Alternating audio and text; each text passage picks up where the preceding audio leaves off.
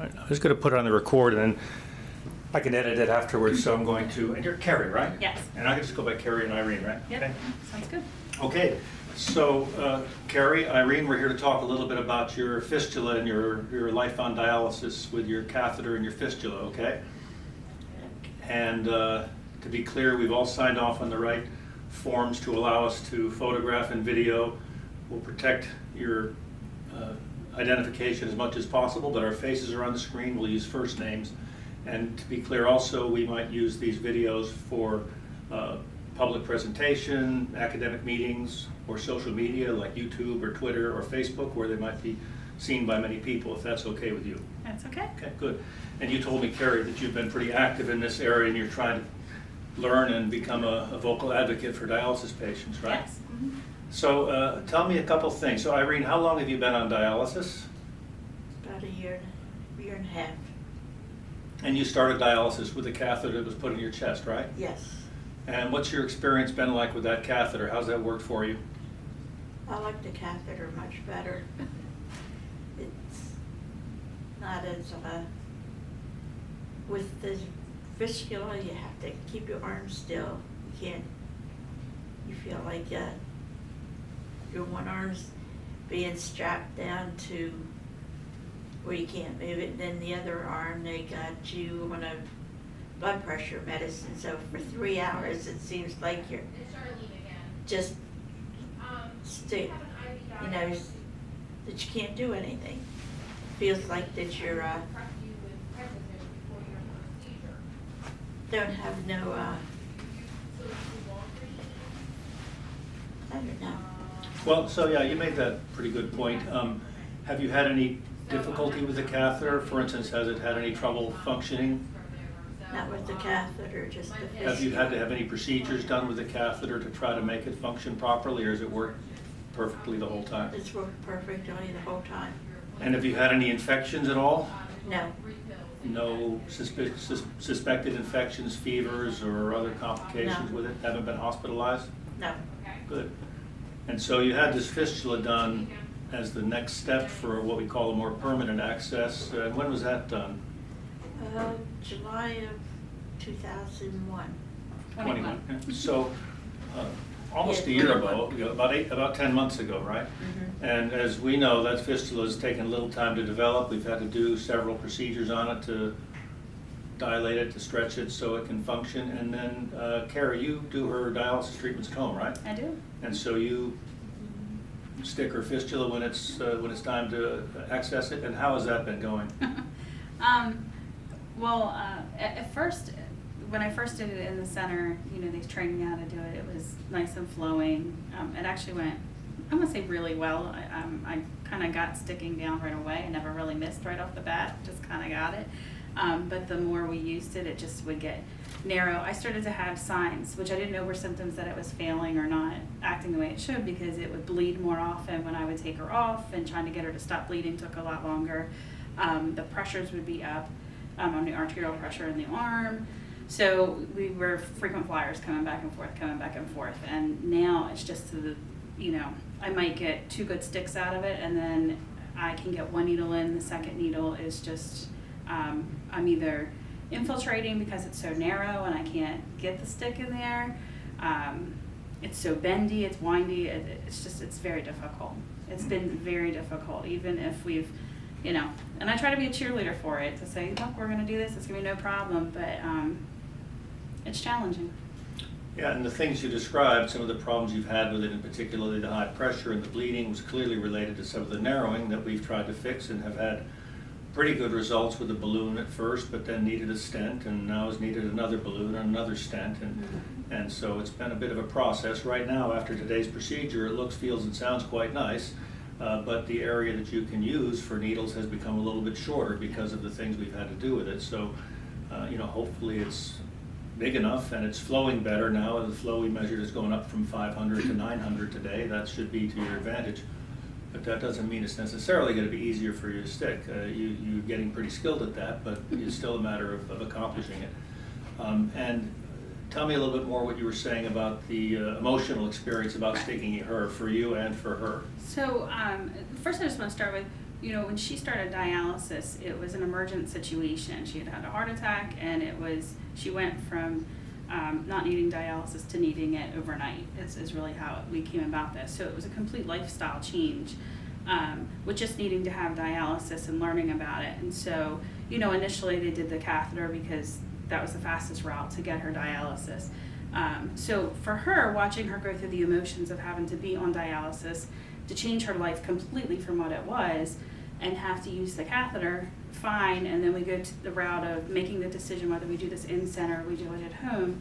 All the research says that it is best for her at home. There's a better quality of life, and you know, so we made home changes to make this work at home, dedicated to do it, and the next route was to do the fistula in the arm, and we go through the procedures and the surgery, which just the surgery alone was painful. I mean, just to see what they had to do to her arm, and the emotions to watch her to go through that was really difficult. And then to stick her and to have to keep coming back and forth constantly. And she can't see very well, so she can't drive. So for her, she sees dialysis as a burden to everybody else because other people have to drive her to and from where she's got to go. We have to disrupt our life to make sure that we're there with her to do this. Now, we don't feel that way, but that's how she feels. So every time we have to come up and do another procedure on her arm, it's just another, oh, I just want to give up. I just want to give up. This is too much. And you know, and for me, the frustration of when I can't stick it and I can't get it right, because I know when I tell her it's not going to work, we got to go back, I know what that does to her emotionally. So using the catheter, you know, we're very diligent about cleaning it every day. We change the gauze on it. We take very good care. We make sure it doesn't get submerged in water. It doesn't get wet. We've changed the lifestyle and, you know, made changes for showers and things like that so that it works, it doesn't get wet. We know what we have to do to secure and keep it safe. It's easier. It's quicker to get her on. It's quicker to get her off of there. To be honest, when her sugar, because she's a diabetic and she's very brittle, if her sugar goes low while we're in the middle of treatment, or she has a blood pressure drop, whether it's from too much fluid coming off or it's because the sugar's low, to get her off in an emergent situation with the needles is much longer because I've got to, you know, pull and get them to stop bleeding. Before I can even work with the catheter, I can have her off and rinsed back in minutes, quickly, very quickly. And so it sounds like you're both very comfortable with the catheter. Absolutely. Is everything Carrie said ring true with you, Irene? Yes, it is. She does. Yeah. How do you feel about your lifestyle on dialysis? I just feel like I'm a burden to everybody, you know. I was independent, you know, except for my eyesight, and now I have to depend on everybody to help me out with everything. I just feel like when I had a heart attack and the one test that they did on me, it changed my lifestyle completely. It was from a functioning kidney to nothing. Well, the emotions you express are certainly natural, and I think a lot of people would feel that way. But you did hear Carrie say that they don't feel that it's a burden, and that they really do feel that way. But I understand how you feel. So, you know, I told you that there's scientific evidence, there's data that says that with a fistula, you may have a better outcome, you may live longer, you may have less hospitalizations, you may have less infections. It's likely to be less expensive for the healthcare system. I say all these things as likely because data, there's some questions about data. Not all this data is ironclad, but that's what the data seems to show, and that's the position that the medical community generally takes, is that fistula is better for all those reasons. And we believe that, and that's what we try to achieve within what's reasonably can be accomplished. But what does that data mean to you?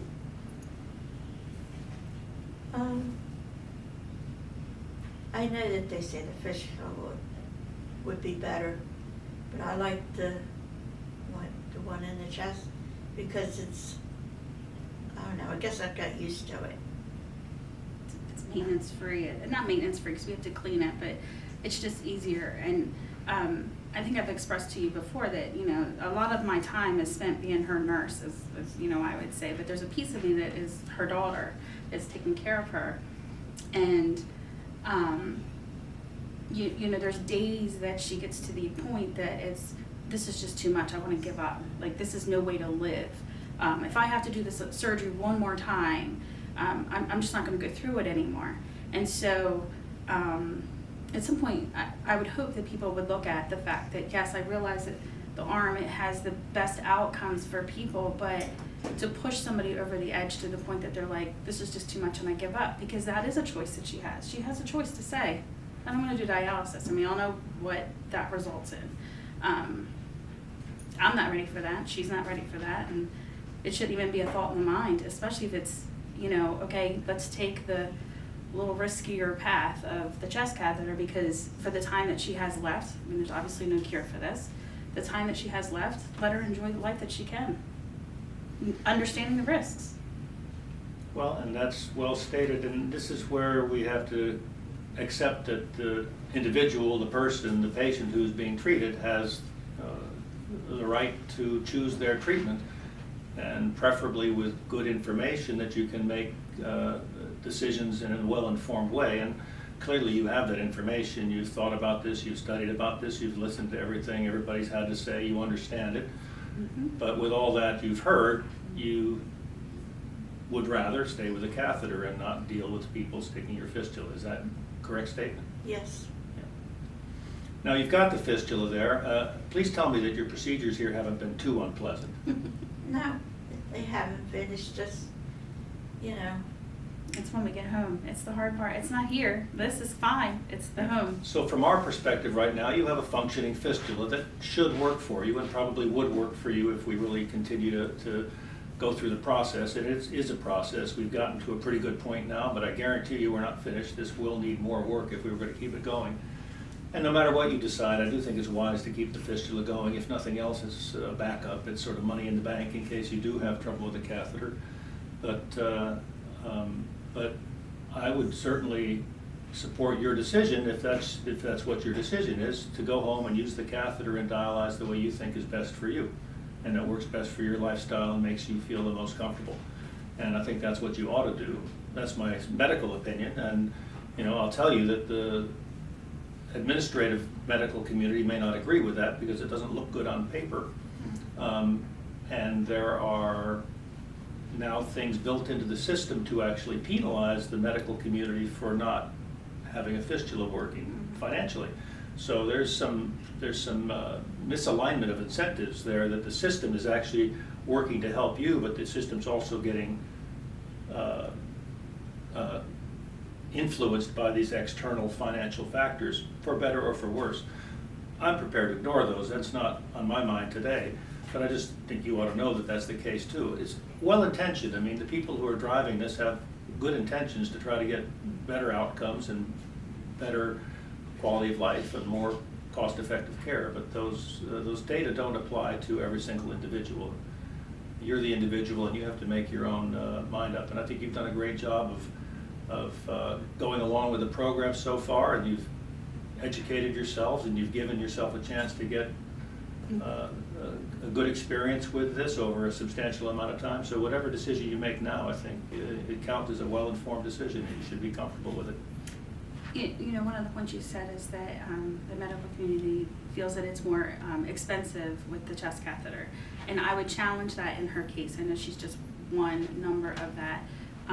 All of the procedures that we've had to come back for is to fix the arm or to make it, you know, a better procedure. Other than that, she's had nothing with the chest catheter at all. It's been I say no expense. I'm sure there's an initial expense to place it, but you know, even the care and all of that, that's all done at home, and there's no, obviously we don't get paid to do her care at home. There's a huge savings. There's a savings for doing dialysis at home, and I don't feel that her catheter has cost anything. You make an excellent point, and you can add up the amount of money that's been spent on these procedures, at least 2 angioplasties and 2 more stent procedures. Those are real money, and it does add significantly to the cost. The main reason for higher costs with catheters is that when people end up in the hospital for periods of time with complications, those are very expensive medical episodes, and so that's really what drives the high cost of catheters. Thankfully, you've not had that, and maybe you won't, because your past experience with your catheter may well predict your future experience. So, I just wish that they could find something a little bit more comfortable or easier for the patients. you mean easier than a catheter or easier than a fistula? Both, to be honest with you. Yeah. But because you have good points about the arm, and you have bad points about the catheter. The catheter, a lot of things you can't do with, Can't be submerged in water. you can't go swimming, you can't do a lot of things. And my lifestyle before was like a pool in my backyard that this year I didn't use at all. I won't use it this year. And, my lifestyle has changed drastically because, like I said, when I first started losing my eyesight, it was, if I wanted to go somewhere, I just jumped in the car and went. I didn't ask nobody or, have to tell everybody where you're going or what you're doing. Or And you now- tied to a machine. Now I got to depend on someone to drive me or take me. And at the same time, if I want to go on a trip, you got to work with the places that you go. The dialysis. The centers. dialysis centers, and they're so packed that you can't even get in half for that. Have you been traveling and dialyzed elsewhere? Well, we're going to experience that next week. We're going to Hawaii. Yay. And Wow. it's been a challenge to I plan. bet, yeah. Well, I'm sure you're looking forward to that, right? Yeah, except for the airplane ride. Make sure you move, get up and keep your legs moving on the airplane. But they're going to use the catheter in Hawaii. That's Is the correct. plan. Yep. And I think that's fine. Well, I think that's a great note to conclude on, a trip to Hawaii. That's something to look forward to. I've never been there. I'd love to go. You're beating me to the punch. Is there anything else you'd like to add, Carrie? Any final thoughts or words for other patients or other caregivers? Wow. I guess my only final thoughts is more for not necessarily the patients or the caregivers. I mean, there's a lot I could say to them, but to the folks that do make the decision. Although I'm a numbers person, that's what I do for a living. I'm a finance person, so I look at numbers. I look at trends and everything. I look at data and I analyze it every day. But this is real life people, and their life matters, and the quality of life that they have should play into that. My mom is somebody that has worked her entire life. She's, been a good citizen, and she's given to this, the United States and everything that we have here and the healthcare that we have. And now it's her turn to get a piece of it, and people are making decisions based on numbers on a page. And just like my mom was a patient and all the other patients out there, she's more than numbers on a page. Well, you're doing a great job, and everybody appreciates that. I'm sure your mom appreciates that. And I would emphasize again, Irene, that I'm sure Carrie meant it when she says you're not a burden. Not at all. And have a great trip to Hawaii. And hopefully what we've done here will help some other people understand their situation. So thank you. Yep, you're welcome.